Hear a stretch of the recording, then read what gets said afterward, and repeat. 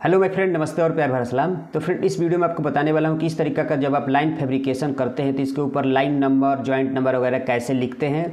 अगर आप प्लांट के अंदर पाइप को इरेक्शन करते हैं तो उसको स्पूल को कैसे ढूंढते हैं लाइन नंबर के हिसाब से और किस तरीक़ा से हम इरेक्शन करते हैं, ये भी मैं आपको इस वीडियो में बताने वाला हूँ। तो फ्रेंड, जब आप इस तरीक़ा से जब आप पाइप फैब्रिकेशन करते हैं और उसमें 3-4 जॉइंट आ रहा है और वहाँ पर मान लीजिए कि आपको joint number, welder number, line number कैसे लिखना है, तो यहाँ पर हमने एक आइसोमेट्रिक ड्राइंग लिया है। तो एग्जांपल मान लीजिए कि ये इसका आइसोमेट्रिक ड्राइंग है, एग्जांपल हमने लिया है, ये उसका नहीं है जो मैं यहाँ पर डिज़ाइन बनाया है। और यहाँ पर देख सकते हैं इसमें यहाँ पर ये लाइन नंबर दिया गया है, यहाँ पर PNID ड्राइंग नंबर दिया गया है, यहाँ पर GAD ड्राइंग नंबर दिया गया है, यहाँ पर आइसोमेट्रिक ड्राइंग नंबर दिया गया है और यहाँ पर लाइन नंबर दिया गया है। तो इसी को कैसे यहाँ पर लिखा जाएगा जब फैब्रिकेशन होगा तो।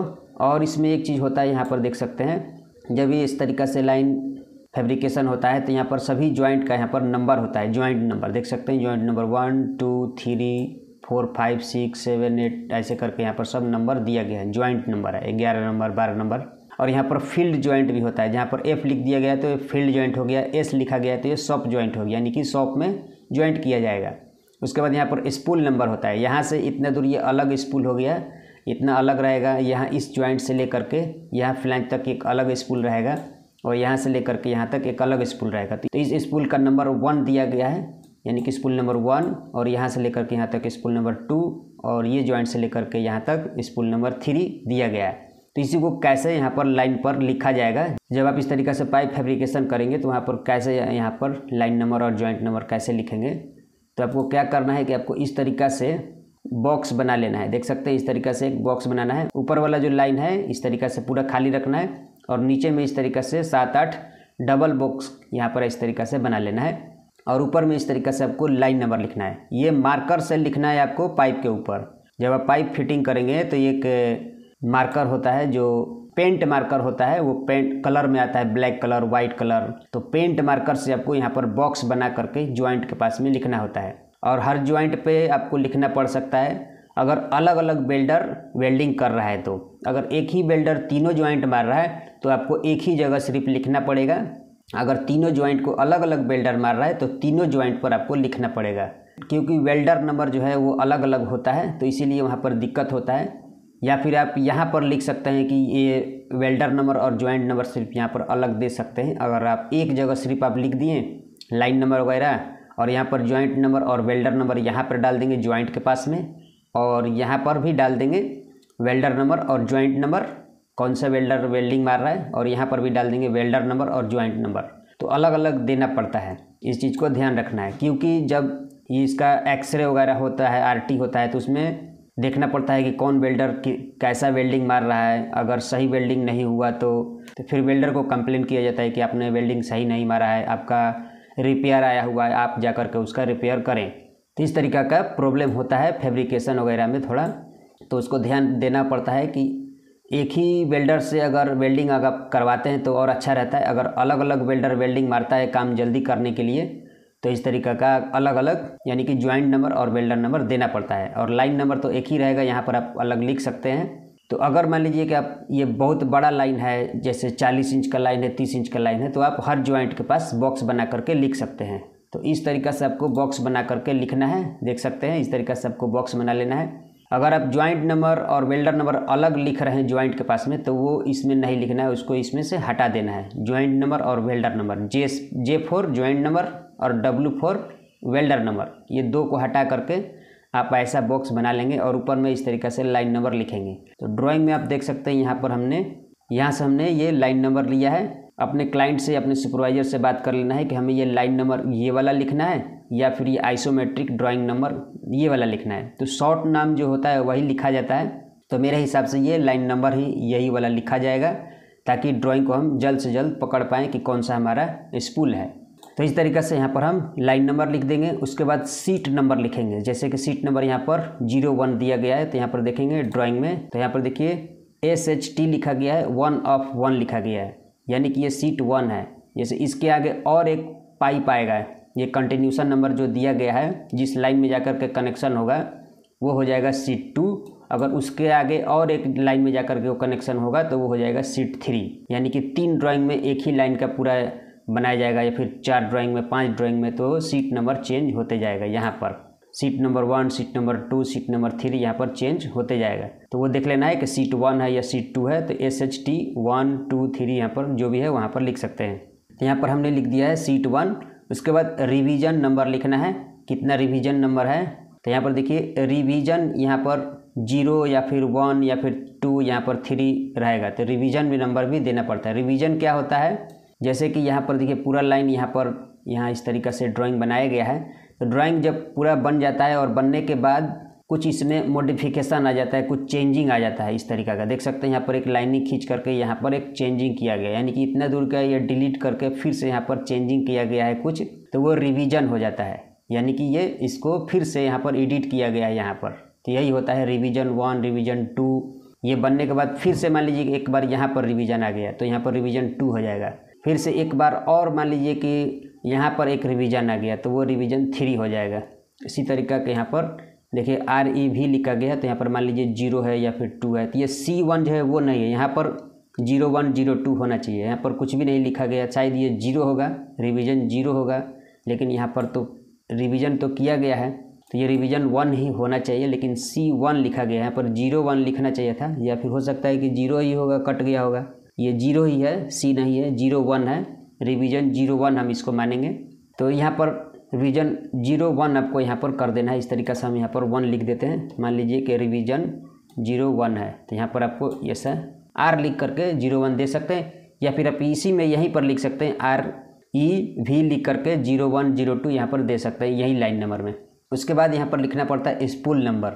तो ड्राइंग में आप देखेंगे कि कौन सा स्पूल का ये फिटिंग हुआ है, जैसे कि यहाँ पर देख रहे हैं, मान लीजिए कि यहाँ से लेकर के यहाँ तक ये लाइन फिटिंग हुआ है, तो इसका स्पूल नंबर 3 है। ये जॉइंट से लेकर के ये जॉइंट तक ये फैब्रिकेशन किया गया है, तो स्पूल नंबर 3 है, ये स्पूल नंबर 2 है, ये स्पूल नंबर 1 है। तो वो अलग से देना पड़ता है ड्राइंग में। जब आप फैब्रिकेशन करते हैं तो कोई ड्राइंग में स्पूल नंबर लिखा हुआ नहीं रहता है, तो अलग अलग पार्ट बाई पार्ट अगर जब आप इसको फिटिंग करते हैं, मान लीजिए कि यहाँ से यहाँ तक आप फिटिंग कर रहे हैं, अलग इतना ही दूर रहेगा, उसको स्पूल नंबर आपको अलग से देना पड़ता है। जब आप ड्राइंग में लिख देंगे, जो आप स्पूल नंबर लिख देंगे वही स्पूल नंबर अब आगे तक ही चला जाएगा। तो यहाँ पर आपको स्पूल नंबर इस तरीक़े से लिख देना है, 1 2 3 जो भी है स्पूल नंबर लिख देना है। उसके बाद अगर आप जॉइंट नंबर के पास ये बॉक्स बना रहे हैं तो आपको वहाँ पर जॉइंट नंबर दे देना है। उसके बाद वेल्डर नंबर दे देना है। वेल्डर नंबर इस तरीक़े से मिलता है 01 02 03 05, यानी कि 5 वेल्डर। मान लीजिए कंपनी के अंदर 50 वेल्डर है तो उसको 50 नंबर रहेगा लास्ट वाले का, तो इस तरीक़े से यहाँ पर वेल्डर नंबर रहेगा। उसके बाद हीट नंबर अगर कह रहा है कंपनी इसमें लिखने के लिए, तो आपको इस तरीक़े से हीट नंबर भी पाइप का लिखना पड़ता है। तो ये जो होता है जब फैब्रिकेशन किया जाता है तो इस तरीक़े से लिखा जाता है। तो जब ये पेंटिंग वगैरह होगा तो ये क्या होगा कि ये मिट जाएगा। जब लाइन को आप इस तरीक़े से फैब्रिकेशन करेंगे, यहाँ पर लाइन नंबर जॉइंट नंबर जब आप लिख देंगे, और जब ये वेल्डिंग वगैरह हो जाएगा, जब कंप्लीट हो जाएगा, जब ये पेंटिंग में जाएगा, तो जो आप यहाँ पर नंबर लिखे हैं वो क्या होगा कि अब सब कुछ मिट जाएगा, यानी कि मिटा दिया जाएगा।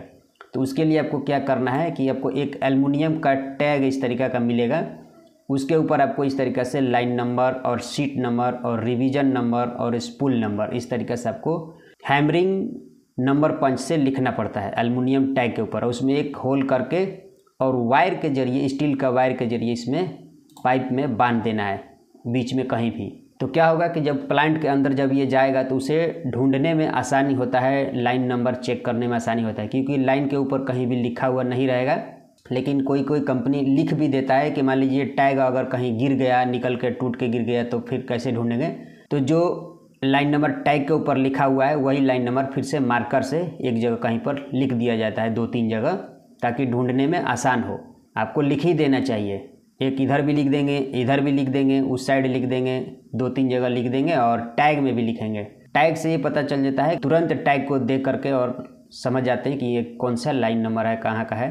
और कभी कभी ये जो लिखा हुआ रहता है वो दिखता नहीं है, किसी पाइप के, एक पाइप के ऊपर दूसरा पाइप लोडेड रहता है तो वो दिखता नहीं है, तो टैग जो है जल्दी दिख जाता है, तो इसीलिए टैग को लगाया जाता है।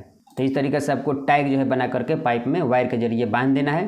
तो इस तरीके से जब आप पाइप को कंपनी के अंदर जब आप इरेक्शन करते हैं, मान लीजिए 2-3 पार्ट में ये स्पूल है और दोनों स्पूल को एक साथ जोड़ रहे हैं यहाँ पर, तो वहाँ ज्वाइंट पर भी आपको इस तरीका का बॉक्स बना करके आपको लाइन नंबर और seat number, revision number, spool number, joint number, welder number, heat number, ऐसा इस तरीक़ा का बॉक्स बना करके लिखना पड़ता है।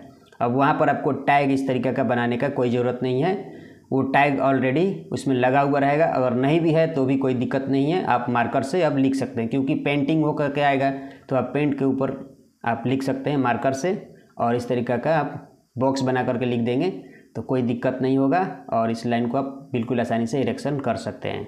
अगर प्लांट के अंदर जैसे कि आप इरेक्शन कर रहे हैं और आप चाहते हैं कि हम ड्राइंग का लाइन नंबर देख करके और स्पूल को जल्द से जल्द कैसे ढूंढे, तो वो क्या तरीका है। तो सबसे पहले आपको क्या करना है कि आपको एक टेम्पलेट बैंड कर लेना चाहिए। जो स्पूल का आप ढूंढ रहे हैं, मान लीजिए आप ये स्पूल ढूंढ रहे हैं, या फिर आपको देख लेना है कि आपका लाइन किस डायरेक्शन में है, तो उस डायरेक्शन में वो लाइन है या नहीं है, थोड़ा बहुत टेम्पलेट बैंड करके देखना चाहिए और लाइन का साइज भी देख लेना चाहिए। तो पहले बेसिक से समझ लेना चाहिए कि आपका लाइन जो है ड्राइंग के हिसाब से लग रहा है या नहीं लग रहा है।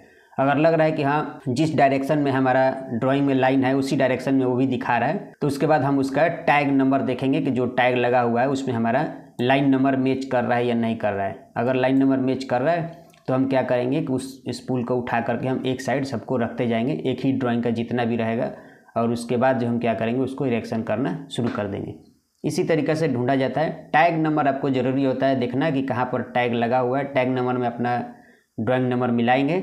इस तरीक़े से वहाँ पर एक एल्युमिनियम का टैग रहेगा, जैसे मैं आपको यहाँ पर बताया, इस तरीक़ा का एक एल्युमिनियम टैग लगा हुआ रहेगा, उस पर आपको लाइन नंबर मिलाना ही पड़ेगा। टैग नंबर जब आपका मिल जाएगा तो आपको क्या करना है कि ड्राइंग को टेम्पलेट बैंड करके देख लेना है कि वैसा डिजाइन में वो लाइन है कि नहीं। कभी कभी क्या होता है कि टैग जो है कोई गलत भी लगा देता है, आपको ध्यान देना है। कभी कभी कोई टैग जो है गलत भी लगा हुआ आता है फैब्रिकेशन से। कभी कभी क्या होता है कि यहाँ का टैग इस पाइप में लगा देगा, वहाँ का टैग इस पाइप में लगा देगा। तो वो चीज़ आपको पहले मिला लेना है कि हमारा जो है लाइन का साइज़ जो है उतना इंच का है या नहीं, जिस डायरेक्शन में लाइन जा रहा है उस डायरेक्शन में है या नहीं स्पूल, उस चीज़ को आपको मिला लेना है, देख लेना है उस पाइप को। उसके बाद आपको ले जा करके उसको इरेक्शन करना है, नहीं तो आपको पता चलेगा कि लाइन गलत जगह इरेक्शन हो गया। तो इस चीज़ को आपको ध्यान रखना है। तो फ्रेंड, ये वीडियो कैसा लगा हमें कमेंट करके जरूर बताइएगा। आपका कमेंट का हमें बहुत इंतजार रहता है। और इस वीडियो को लाइक करिए, हमारे चैनल को सब्सक्राइब करिए, ताकि आगे आने वाला वीडियो आपको मिलता रहे।